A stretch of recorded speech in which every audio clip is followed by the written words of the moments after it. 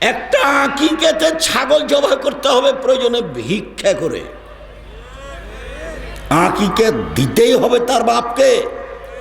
জন্মের 7ম দিনে এক ছাগল জবাই করবে, কানা হোক, ন্যাংরা হোক, চোকালা হোক, টেরা হোক, 2 মাসের হোক, 1 মাসের হোক, ছাগল জবাই করতে হবে। ছাগল ছাগি, ভেড়া ভেড়ি, দম্বা দম্বি। 2 নাম রাখতে হবে। 3 মাথার চুল নেড়ে করতে হবে। 4 চুল সমপরিমাণ রূপা তার টাকা দান করে দিতে হবে। থাকলো কুরবানি, তো ভিন্ন জিনিস, ওটা হলো নেকির জিনিস। চোখ ভালো কিনা দেখো, কান ভালো কিনা দেখো, খুর ভালো কিনা দেখো, লেজ ভালো কিনা দেখো, মোটা তাজা কিনা দেখো, ঝকঝকে কিনা দেখো, সব দেখে শুনে সারা দিন দেখো। খালি পা দেখো, একবার কান দেখো, একবার চোখ দেখো, একবার লেজ দেখো, একবার হাঁটিয়ে দেখো, মোটা তাজা কিনা দেখো, একবারে সুন্দর ঝকঝকে হতে হবে। তার নাম কুরবানি, তার নাম কুরবানি। বোঝা জানে না কি কথা? আর আকিকার নাম কি? টেরা, কানা, 2 মাসের, 1 মাসের, 7 দিনের দিন চাঁপাই নবাবগঞ্জের ভাষায় ওকে তো আকিকা দিতে হবে, ওর বাপকে দিতে হবে, মানে দিতেই হবে। মানে রংপুর, দিনাজপুর এটা মেয়েরাকে জমি দেয় না, বাপকে দিতে হবে। এই কথাটা চট করে এসে মাথায় আঘাত করছে। মানে মেয়েকে জমি দিতে হবে, বোনকে জমি দিতে হবে, বোনকে জমি দিতে হবে হবে মানে ওর বাপকে দিতে হবে, দিতেই হবে। 15 শতক জমি রেখে গেছে বাপ, 10 শতক নিবে ভাই, আর 5 শতক নিবে বোন। তো বোন বিকেলে নিবে আর ভাই সকালে নিবে, এরকম কি না? একসাথে, একসাথে। তো আপনার আব্বা 10 বছর হলো মরা, জমি দেন নিজে। আর আমাকে বলেন, আমি আমার বাপকে কবর দিয়ে এসে জমি ভাগ করে খাওয়া দাওয়া করেছি। যদিচ আমি একটু টুকটাক জমি চিনি, আমার ছোট ভাই যেটা বরিশাল মডেল কলেজের শিক্ষক, ও জমি চিনেই না, ও আমরা জমির খোঁজ খবরও রাখি না। আমার মা যেটা মনে করেছে যে জমি বোনদেরকে দিতে হবে বেটিরাকে, তো আমরা ভাগ করে দিয়েছি, আর ওরা সবই থাকে খায়, ভাগ জানা না যে ভাগ করেছি। কে কি পাবে, কে কোথায় নেবে, এটা একদিনই সেদিনই ঠিক করে আমরা বাড়ি থেকে বের হয়েছি। এটা দিনাজপুর, তো সেই জন্য বললাম। আব্দুর রাজ্জাক সাহেব, দিনাজপুর বলতে কি বোঝাতে চান? দিনাজপুর বলতে বোঝাতে চায় যে যৌতুক নিয়ে বিবাহ করে, নোংরা স্বভাব, ও কুকুর শ্রীগালের চেয়ে খারাপ। দিনাজপুর রংপুর বলে বোঝাতে চাই যে বোনকে জমি দেয় না। তোমার বাপকে যদি আমি কুকুর শ্রীগালের চেয়ে খারাপ প্রমাণ করতে না পারি বেটা, আমি বক্তব্য দেব না। চিরির বন্দরেই শেষ। তোমার বাপকে বলে দিও, ফুফুর জমি ভাগ্যে খেয়ে পরকাল হারাতে রাজি নয়। ভাগ্য নিয়ে এসেছে আব্বু, এমনি আসেনি দুনিয়াতে। ভাগ্যে যদি জমিদারি থাকে, জমিদারি করে খাবো। ভাগ্যে যদি ভিক্ষা করা থাকে, ভিক্ষা করে খাবো। ফুফুর জমি খাবো না। 24 ঘন্টার মধ্যে যৌতুকের টাকা ফেরত দিতে হবে। 24 ঘন্টায়, আগামীকাল সন্ধ্যা হতে হতে যৌতুক ফেরত দিতে হবে। মোটরসাইকেল, সাইকেল, খাট খাটলা, চৌকি বাক্স সব ফেরত দিতে হবে। এর সরিষা সম পরিমাণ আপোষ নেই। রংপুর, দিনাজপুর, লালমনিরহাট, নীলফামারী, কুড়িগ্রাম, পঞ্চগড়, ঠাকুরগাঁ, গাইবান্ধা, জয়পুরহাট সব একই স্বভাবের মানুষ। পরের টাকার উপরে এত আপনার মাথায় হিসাব কেন? ছেলে দিন মজুরি করে খাবে, এই পথে কেন আপনি? নিজেকে জাহান্নাম থেকে বাঁচান, পরিবারকে কিভাবে জাহান্নাম থেকে বাঁচাবেন চলেন। এই ছেলে, একটু খেয়াল করবেন, ওইখানে কথাটা যেন 3টে ভালোভাবে মনে থাকে। 3টে পাপের কারণে বিপদ 3টা নেমে আসবে।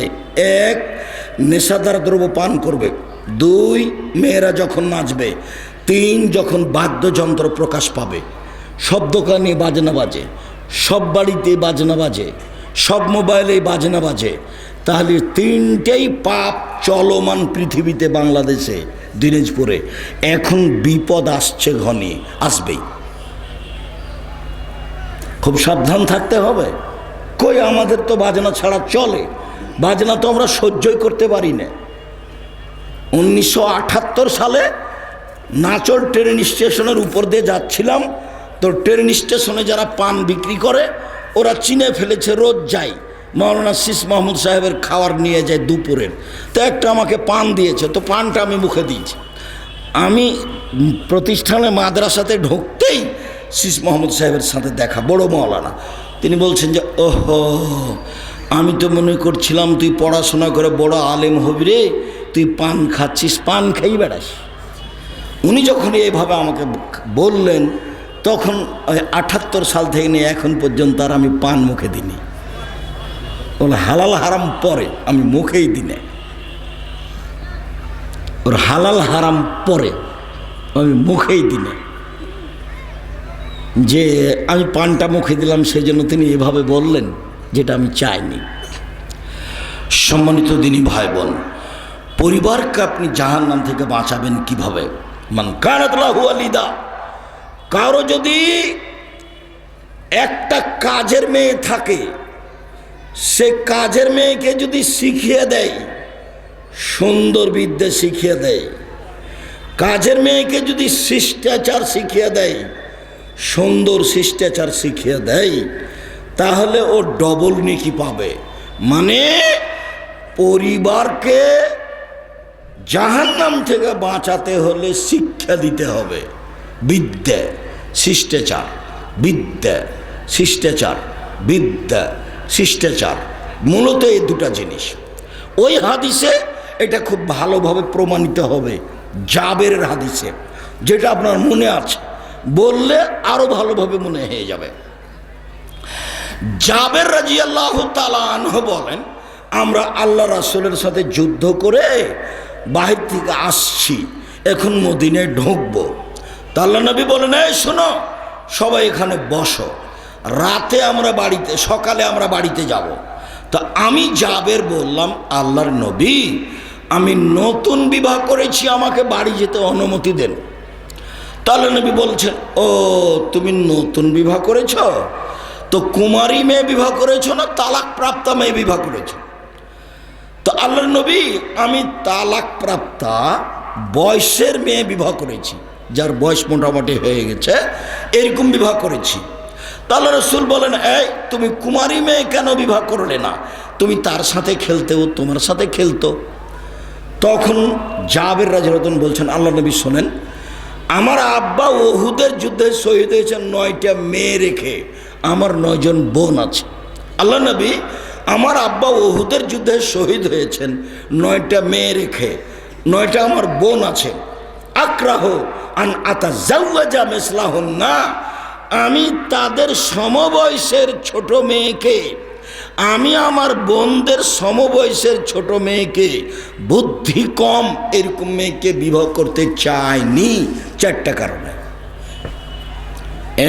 এক, লেতুয়াল্লিমাহুন্না, আমার স্ত্রী যাতে করে আমার বোনদেরকে বিদ্যা শিখাতে পারে।